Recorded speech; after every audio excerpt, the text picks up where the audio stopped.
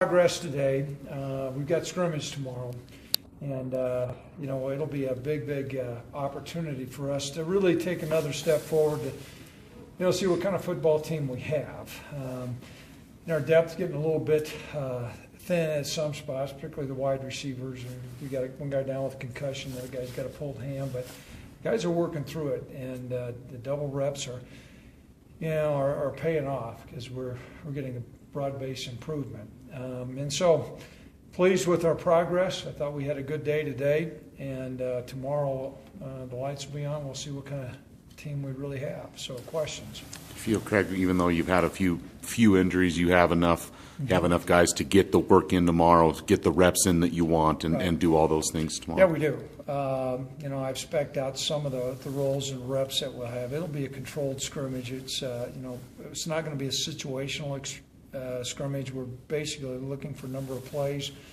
And I think right now we still have enough players to really have a pretty long scrimmage. And we'll integrate kicking plays within the scrimmage, punts and punt returns and field goals. We won't do any kickoffs. And, we've got 4 different quarterbacks that are out there working right now, and it's important for those guys to have an opportunity. They'll be in a blue jersey. They won't have live contact, but for them to have to operate now with guys coming at them and manage a huddle, all the coaches will be off the field. It'll be a game-like situation.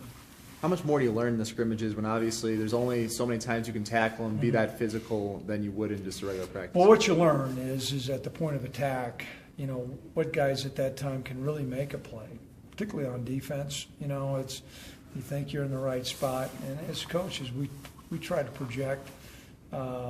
Okay, is this guy in the right place? Is he in a tackling position? But until you actually do it, or on the flip side, if you're a running back or receiver, can you make a play, make a guy miss? And as opposed to having everything perfectly blocked for an 8-yard gain, can you turn that and flip that into a 50-yard gain? And so we're going to be looking for those things on offense.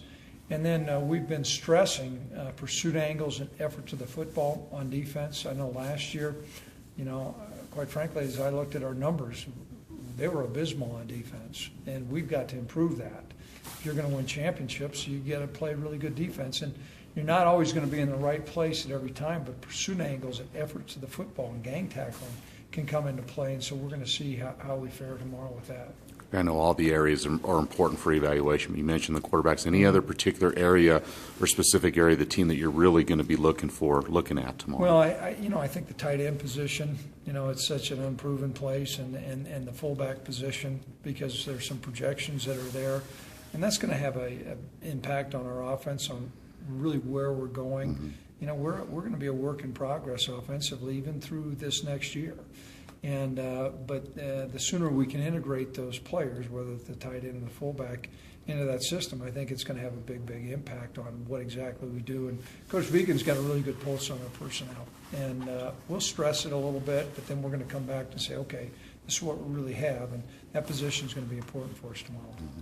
Coach, what have you seen from the fullbacks so far? Where obviously it's 2 guys who weren't that position a year ago. What have you seen from them? Well, it's kind of about what we have. I mean, good effort.